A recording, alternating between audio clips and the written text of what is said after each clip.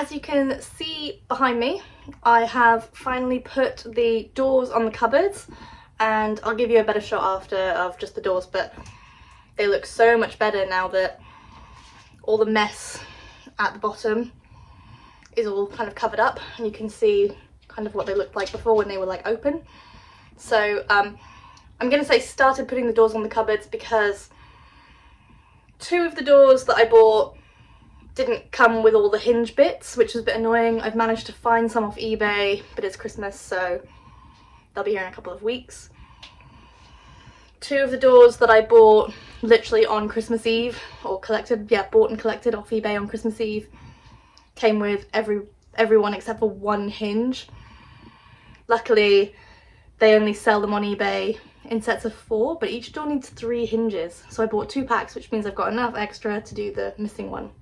But looks really, really good. I'm just debating what to do with the top bit because it feels like it would look better and more built in if they went all the way to the top. So I know there's lots of people that do IKEA hack stuff. I might consider it, but I'll probably just wait and put the other ones on first and see how it all looks. I'm really happy with them, and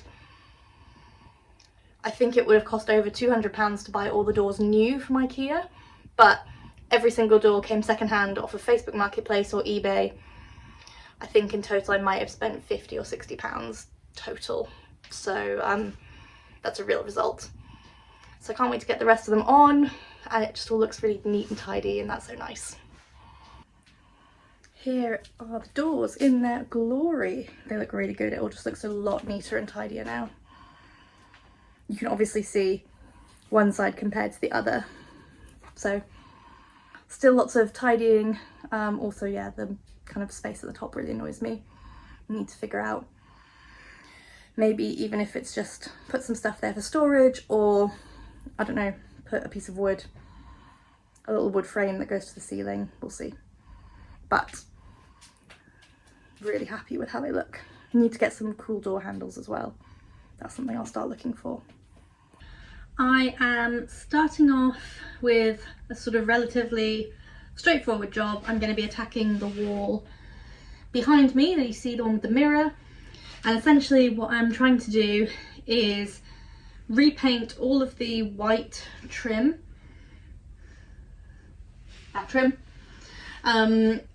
and also seal the gap between the ceiling and the trim because things have moved a bit and there's quite a big opening. And then I've also got a new piece of artwork which I'm not going to show you yet, but I'm really excited about it, and then reinstall the coat rack. So it's all kind of snagging things, but just things that need to be done and that will just make everything look that much neater and tidier and a bit more kind of modern. So I've already taped along all of the trim pieces, so I guess it's ready to start painting now.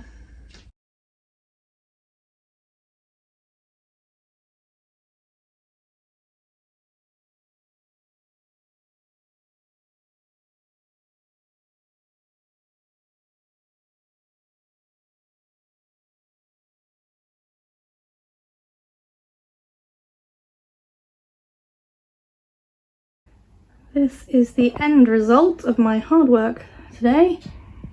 So all the trim has been freshly painted above and below. Just waiting for it all to dry, and then I can take the top masking tape off after I've filled all of the gaps at the top. This is my gorgeous new artwork, which I'm so excited about. So it's by the artist Scott Naismith. It's basically, I think it's called a giclée. It's basically a print of a canvas, and it's wrapped on canvas.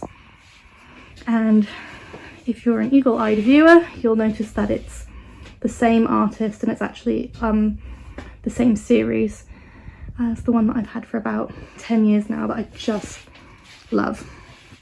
So I'm pretty happy to have this new edition once I get the hinges and get the doors on and everything looks a bit sort of neater and tidier, I think it just looks pretty exciting, pretty lovely.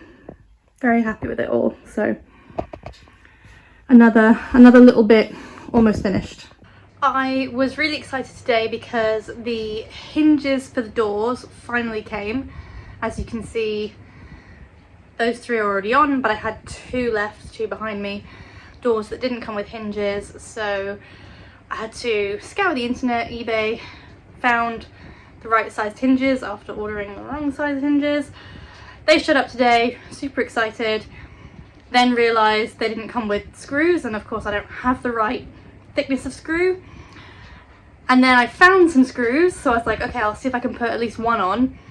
And now I've realised that this Billy bookcase must be an older model or a different version, because none of the holes, the pre-drilled holes, are in the right place. So I'm now going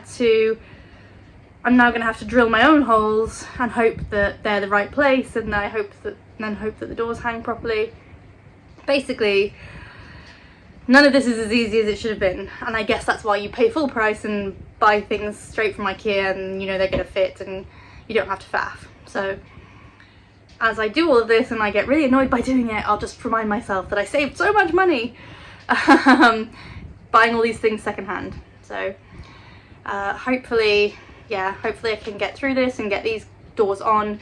It's all going to look really good, and I've ordered some really nice doorknobs, little door handles. That should be coming soon, hopefully, and I think it'll just make it all look really nice and it'll finish it all off.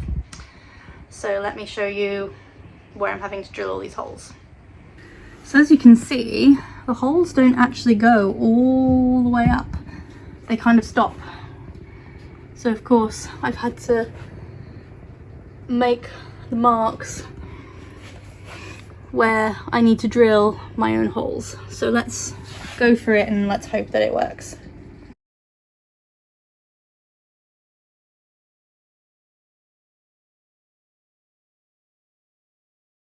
So close, almost there. One door on. Need to figure out how to find more of the right size screws to get the other door on. I think that's a tomorrow job, but almost there. It's looking tidy, except now I've got to clean all the mess that I've just made. Almost there. All the doors are finally attached and everything is open, because if I go a bit closer you might be able to see I have removed all of the old doorknobs, all along these, all along this storage, all along there, because I received new doorknobs. I'm very excited. I bought them from a shop called Nobbles and Bobbles, and I mean, if that isn't a reason enough just to buy something from that shop, what a great name. But they're lovely. I will show them to you shortly. They just need a little bit of adjustment because the bolts are a little bit too long. So Bob has taken them to his workshop, is cutting them down, and hopefully I'll get them on by tonight or tomorrow. And then this back wall is pretty much finished, I have to say. I mean, obviously the sofa's pulled forward a bit, it'll go back after, but that looks so much tidier and neater and cleaner, just with the doors and everything. What a triumph. Another big job ticked off the list, and obviously even more excited that pretty much everything's come secondhand, so it's really cost a lot less than it would have if I'd done it and bought everything new. So obviously it's taken a bit more effort, but I'm feeling really proud about it all. So I will show you when the knobbles are on.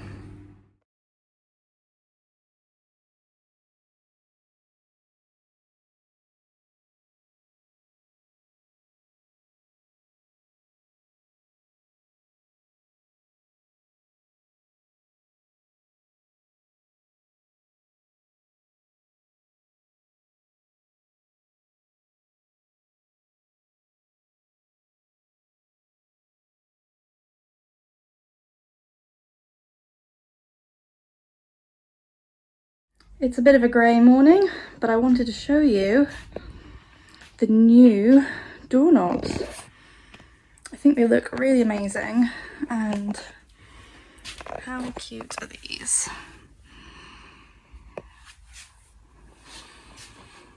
having them all the same really ties it all together, makes them look slightly less like IKEA units, and it just adds another little pop of colour. So nobbles and bubbles for the win.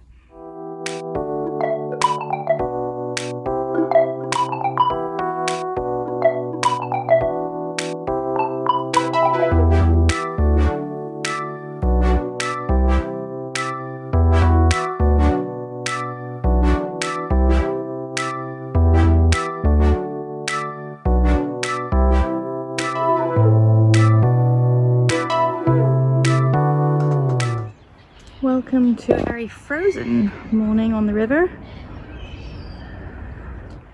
If that hot tub wasn't dead before, it might be dead now that things have frozen overnight and none of the water's been moving around. I think maybe I have to do something with it today. I really should have done something with it yesterday when it wasn't freezing, but hey ho. Everything's just a little bit icy.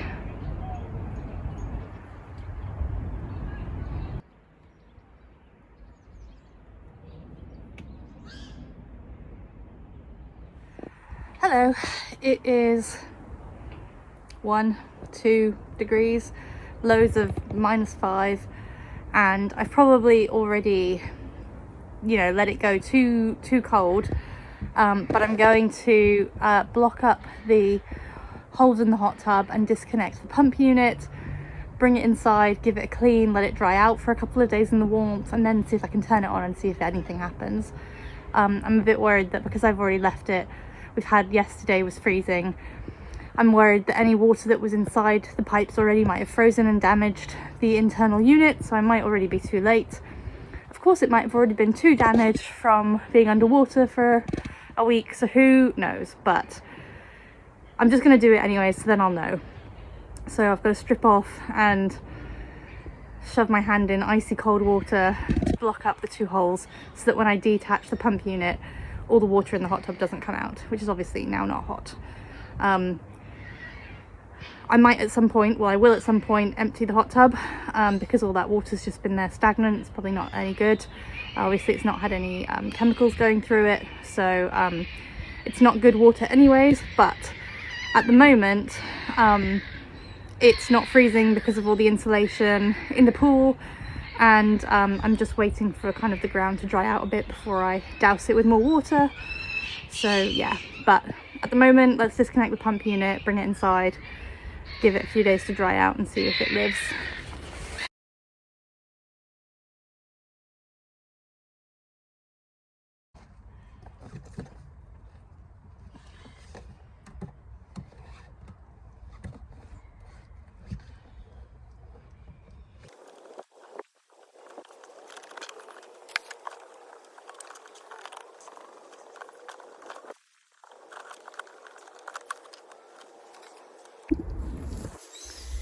The unit is successfully detached and there's no water coming out, so we're gonna unplug it all and take it inside.